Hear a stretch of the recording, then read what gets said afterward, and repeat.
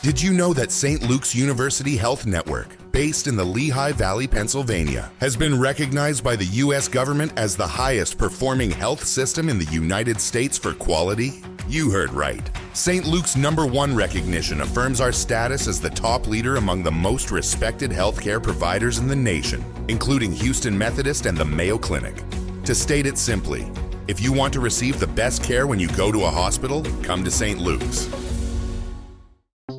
The new LinkedIn Hiring Pro can't clone you, but it can streamline your hiring workflow. From posting jobs to shortlisting candidates to interviewing, LinkedIn Hiring Pro is the hiring partner you need, so you can focus on connecting with the right talent. In fact, small businesses report saving over 6 hours per week. So hire right the first time with LinkedIn Hiring Pro. Post a free job today at linkedin.com/quality. My friend George Santos, who doesn't realize that of all the people that reached out to President Trump, I know he gives Marjorie credit and these other people. But the reason why he's out of jail today is because of me.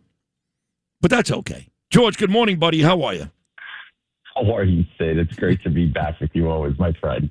I love your enthusiasm every morning, I gotta say. Thank you. Are you still listening from down in Florida?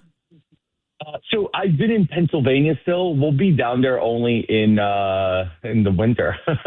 So for now, we're up here. Okay, and you want to tell us where in Pennsylvania? Is it a nice area? Or? A nice area, northeastern Pennsylvania. How about that? Very nice. Very nice. So do you miss, and I know you left, Mom Donnie won, and believe me when I tell you that I consider leaving all the time. I mean, the truth is, I'm about to extend my deal here, and I love this radio station. I love John. I love Margot. I love Chad, and I love New York.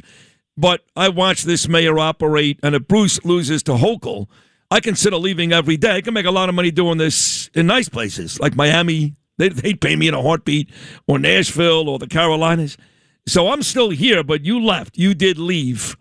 Are you happy you left? Or do you miss New York every day? I'm miserable. I'm miserable at the fact that I had to leave. I love New York City. I'm a New Yorker through and through, Sid. Let's just face it, right? So for me, leaving wasn't lightly. For me, I cannot accept that I have to live under the rule of someone like Zoran Mandami, which, by the way, is going to make life exceedingly worse for New Yorkers if he continues to attack people like Ken Griffin. I don't think he realizes this, and I'm going to say this for people who don't know this.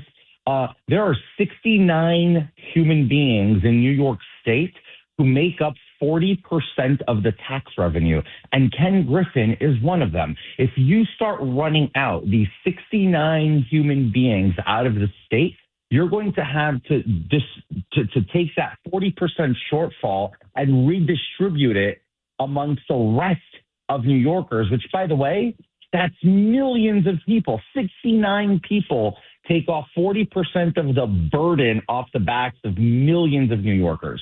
And this is what this idiot mayor keeps doing. So I don't regret leaving, but I resent leaving because I love my city and I love my state. But I unfortunately couldn't bear to sit around and wait to find out what this lunatic was actually going to do. No, it's going to get a heck of a lot worse. He's only a couple of months into a 4-year deal here. If he doesn't win again, I don't know. I mean, I'm considering running in 2029. I get people every day, from Trump people to my next guest, KT McFarland, you name it. I mean, big-time people that Bruce Blakeman is dying for me to run.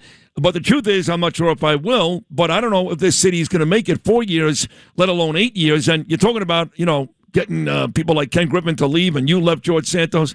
He's also anti-cop. We know that. And he is the first mayor who will not be attending the Israeli Day Parade next week. Now, I'm happy about that because I'm watching that parade every year, and he's the last person I want to see. I don't want to see some terrorist lover marching with us as if he cares about the Jewish people. He hates the Jewish people. He hates Israel. I actually applaud him for not coming, but when you think about it, the first mayor not to be at the Israeli Day Parade, it's just another on the list of things that says to you, this guy does not belong being the mayor of this great city.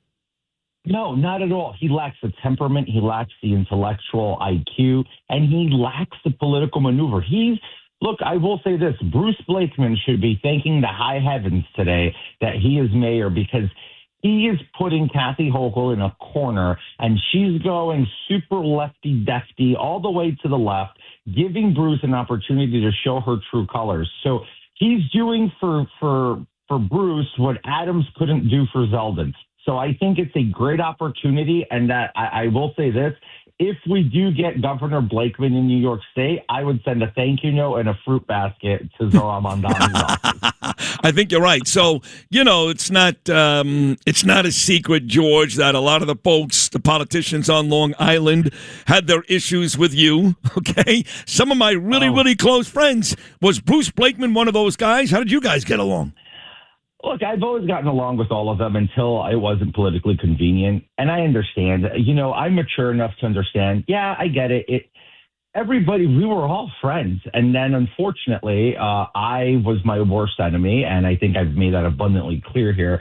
A lack of self-awareness, a lack of maturity, a lack of responsibility led for me to create those relationships going sour. So I get it. I don't hold it against them. I probably would have done the same thing had the shoe been on the other foot. So politics is a game of, political conveniences, and obviously somebody who's literally a ball of fire falling down, crashing and burning is going to bring anything that attaches itself to it with them. So I don't blame them. And you know what? At the end of the day, we need them to stay in office so that we can maintain majorities in the House. You just heard what President Trump said in that clip you played. He's not wrong. So no, I get it. It sucks. I did it myself, but I just really wish some of these guys would just forget I exist, because there's no need to keep pounding on me. Hold on a second. So you're telling me that these guys are still pounding on you? Still? Yeah, some of them still are not over it, and I just. But where do they? I'm just curious. Where do they do that? You're in Pennsylvania. You're not on Long Island, so you're not in the chamber. You mean on Twitter? Where do people go after? No, it's more like in private circles. They still keep hammering me that I'm a horrible person. I'm like, hey, come on, get over it. I'm not even in your orbit anymore. Go away. Well, you got to give me one name. Give me one name. No, you have to. No, you have to. Don't be a pussy, George. Give me one name. I'll give you the name and you just say yes. All right. I'll just give you the name. Nick Lalotta just needs to. Oh, he hates you. Yeah, he hates you. Yeah, he hates me. I get it, and he has all the reason in the world. I supported his primary opponent, and I created a mess, and then he was. Well, if you want to come back at Nick Lalotta, George, I'll give you something right now. He's a very sloppy eater. I have not gone to the Capitol Grill once with Nick Lalotta in Washington, D.C., where there's at least cocktail sauce or ketchup or something all over his white dress shirt. So that's your comeback, okay? You know what? Of all things I could do, I won't even blame him, because I'm also somewhat of a sloppy eater. The truth is, you're both very nice guys. I like Nick a lot, and I like you a lot. You did what you did. You were accountable. You went to prison, and thank God President Trump sent you home. But I think you're a nice guy, and I think you did really take accountability and learn your lesson. But you heard Trump, as you just pointed out. By the way, any of those guys come around? Like one guy that said, "Okay, I was against you, but now I'm for you." Even one? Look, I never say who, but I have resumed. Well, you got to give me one name. I can't give you names because it hurts their political careers, and I'm not here for that. Yeah, okay, that's fair. Okay, and you know that. Yeah. So a lot of these guys have come around, and we've reestablished relationships and communication. And I'm glad for. And some of them are Democrats too, by the way, which is crazy. Yeah. But the point I'm trying to make is very simple.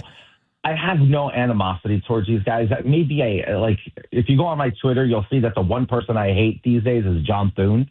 But that's really about it. Right. I just let it go. Well, you need to explain. You need to explain to the listening audience, and I know why, but why you hate the Senate Majority Leader John Thune so much. John Thune is not just incompetent; he's irresponsible, and he's gambling with national security right now. Recessing the Senate for a month and not passing any kind of reconciliation to fund DHS, which means CBP and ICE, in the middle of a worldwide event, which is FIFA World Cup, that's starting soon, okay?